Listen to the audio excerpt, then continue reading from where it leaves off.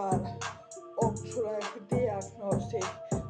TikTokissa kysyttiin, onko sulla ADHD? Okei, minä oon ollut vähän villituule viime aikoina, joo.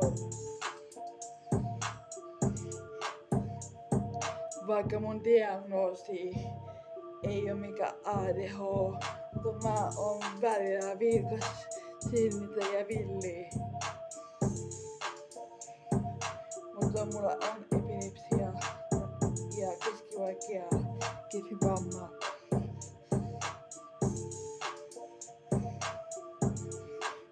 Mutta vähän villiä ja pikku apina, joo.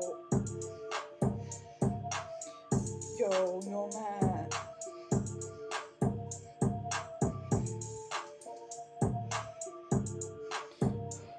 Okei, miksi te haluatte tietää mun kaikkea?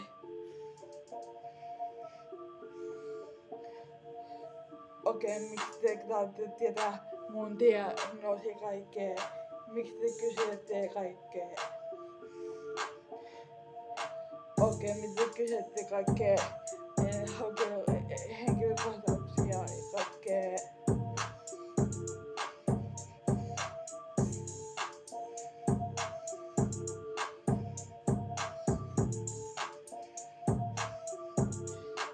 Okei, TikTokissa on ollut paljon kiusaamista niin edelleen ja kysyttiin, että Laura, onko CP-vamma? Ei ole. Ei.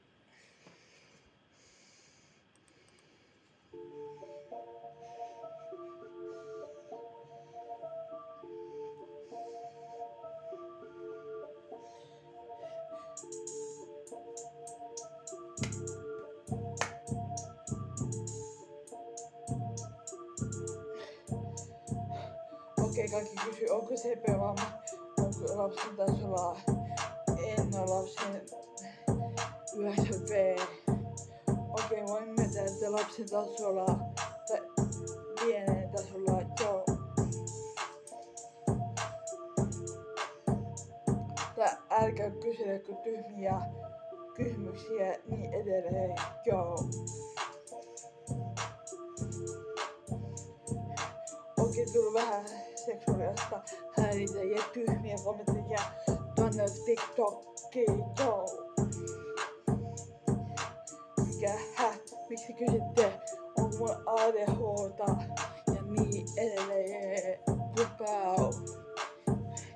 En vastaa oikein tyhmiä kysymyksiä niin edelleen.